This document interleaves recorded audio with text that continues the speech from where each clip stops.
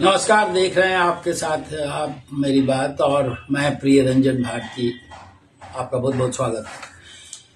मोदी सरकार का 8वां बजट केंद्रीय वित्त मंत्री निर्मला सीतारमण ने पेश किया है और 8वें बजट के पहले प्रधानमंत्री नरेंद्र मोदी ने मध्य वर्ग और गरीबों के लिए घर में लक्ष्मी आने का अनुरोध किया था और कामना की थी। अब उसके साथ जब बजट पेश हुआ है तो वास्तव में मध्यवर्गीय समाज के लिए और जो किसान और गरीब परिवार के लोग हैं उनको बड़ी राहत मिली है। और ऐसा लगता है कि जैसे ये बजट केंद्र का न होकर बिहार का बजट हो। बिहार में विधानसभा के चुनाव हैं अक्टूबर में और केंद्रीय वित्त मंत्री निर्मला सीतारमण मिथिला पेंटिंग की कढ़ाई वाली साड़ी पहन करके सदन में आई थी और उन्होंने बजट पेश किया। इसके लिए खुशी जाहिर की है, प्रसन्नता जाहिर की है जनता दल यूनाइटेड के कार्यकारी राष्ट्रीय अध्यक्ष संजय कुमार झा ने। बिहार के लिए बहुत कुछ दिया है, लेकिन इससे पहले मैं ये बता दूं कि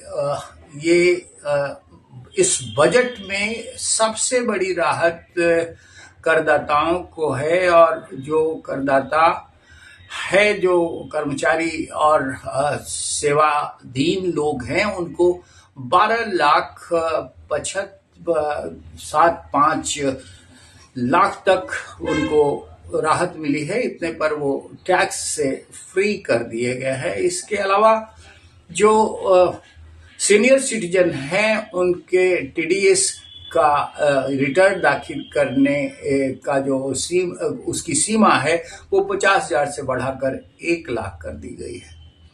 ये बड़ी राहत है। इसके साथ साथ युवाओं के लिए और बेरोजगारों के लिए बड़ी राहत है। बड़े ही ढंग से इस बार बजट को पेश किया गया है। अब बिहार में चुनाव है तो बिहार का बजट इसे होना भी चाहिए था और बिहार को बड़ी सौगात मिली है। उन सौगातों की पर चर्चा करूंगा मैं। सबसे पहले तो बिहार में जो राहत मिली है वो पावर प्लांट 21.4 हजार करोड़ का बिहार में बनने वाला है।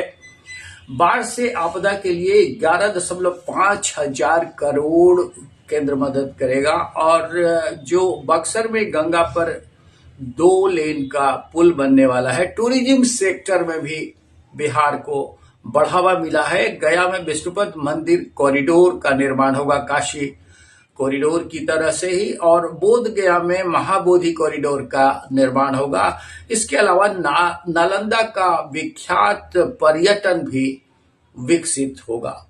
लेकिन 8वें बजट में और भी बहुत कुछ है। National institute of food technology की स्थापना बिहार में की जाएगी और इसके साथ साथ मखाना बोर्ड भी बनेगा। आईआईटी पटना का विस्तार किया जाएगा और मधुबनी पेंटिंग को भी पूरा जमकर बढ़ावा दिया जाना है। इस बार 3 ग्रीनफील्ड नए एयरपोर्ट बनेंगे। अब मैं बात करता हूं कि इनसे जो मखाना बोर्ड बनने जा रहा है उससे बिहार को क्या फायदा मिलने वाला है। 90% मखाना भारत में उत्पादित होता है और भारत में भी सबसे ज्यादा यानी 80% मखाना का उत्पादन बिहार में होता है। 10 जिलों में, उत्तर बिहार के 10 जिले हैं जिनमें मखाना का उत्पादन होता है। सीतामढ़ी, मधुबनी, दरभंगा, रक्सौल, सहरसा, मधेपुरा, अररिया, पूर्णिया, कटिहार और किशनगंज। अब बिहार को मखाना उत्पादन में जीआई टैग भी मिल गया है।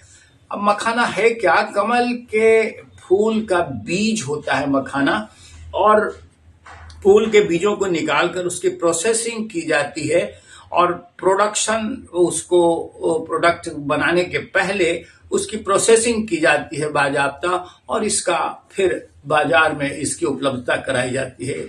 तो मखाना बोर्ड बनने के साथ साथ इसमें प्रोडक्शन, प्रोसेसिंग और वैल्यू रिटर्न और मार्केटिंग को एफपीओ में ऑर्गेनाइज किया जाएगा। इससे एफपीओ में ऑर्गेनाइज करने के साथ साथ इसकी मार्केटिंग बढ़ेगी और इस किसानों को वाजिब कीमत इससे मिलेगी। साथ साथ युवाओं को भी खासा रोजगार मिल सकेगा। ये बड़ा एक कदम है केंद्र सरकार का। और इसके साथ साथ पश्चिमी कोसी और नहर परियोजना को केंद्र भरपूर आर्थिक मदद करेगा। इस बार किसानों को इससे मदद मिलेगी और 15,000 हेक्टेयर कृषि क्षेत्र की भूमि को इसका लाभ मिलना है। आईआईटी पटना के विस्तार से नई सीटें बढ़ेंगी और इसका नवीनीकरण बड़ी तेजी से होगा और इसकी लोकप्रियता बढ़ेगी। और इसके साथ साथ फूड प्रोसेसिंग की यूनिट से किसानों को काफी मदद मिलेगी। इसका फूड प्रोसेसिंग यूनिट से किसानों को जितनी मदद मिलेगी उससे ज्यादा ये कह सकते हैं कि रोजगार के अवसर बढ़ेंगे। मखाना बोर्ड से भी किसानों को बड़ी राहत और बड़ा फायदा मिलने वाला है। अब आप देखिए कि 2024-25 के बजट में बिहार में सड़क संपर्क और बाढ़ तथा बिजली के लिए केंद्र ने 59,000 करोड़ आवंटित किए थे। अब 13,000 करोड़ की मदद की थी सरकार ने। और इस बार ये सबसे बड़ी बात यह है कि अभी केंद्र सरकार ने national institute of food technology की स्थापना करने का मन बनाया है।